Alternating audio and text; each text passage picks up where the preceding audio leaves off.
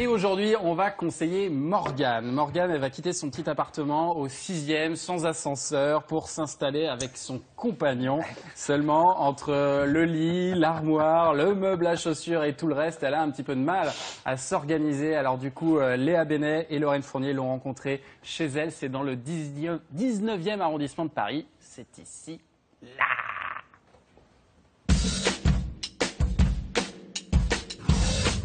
Morgane vit à Paris. Elle s'apprête à déménager et voudrait quelques astuces pour bien s'organiser.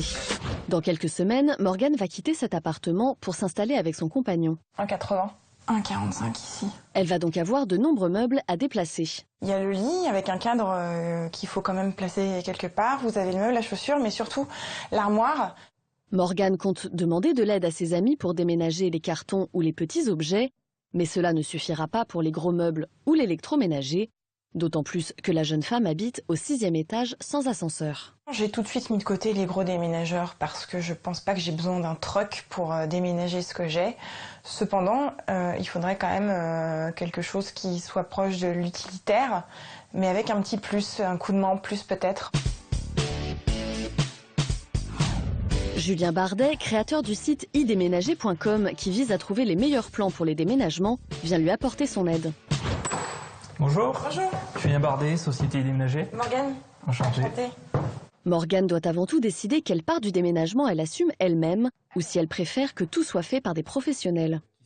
On peut aller du plus simple qui est le transport de tous vos biens jusqu'à une prise vraiment globale de A à Z avec des déménageurs qui vont démonter vos meubles, faire tous vos cartons et les déballer à l'arrivée.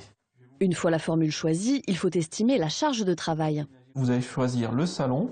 On va lister les principaux meubles, donc la table basse, le bureau, le canapé. Et on va ainsi avoir une première idée du volume de vos biens dans votre salon.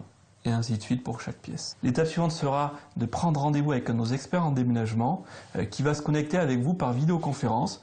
Et vous lui montrerez tous vos biens à déménager afin qu'il puisse calculer le volume et toutes les prestations spécifiques pour votre déménagement. Mieux vaut vous y prendre 1 ou 2 mois avant le jour J afin de ne pas ranger vos affaires dans la précipitation. Le site vous propose ensuite de choisir entre plusieurs prestataires dont le sérieux est garanti. On leur demande d'avoir plusieurs années d'existence dans le secteur du déménagement.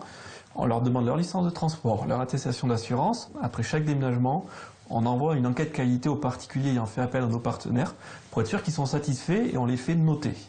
Pour bénéficier des meilleurs prix, évitez les périodes chargées comme l'été et les week-ends et faites vous-même les cartons les plus simples. Qu'est-ce qui se passe en cas d'objets cassés?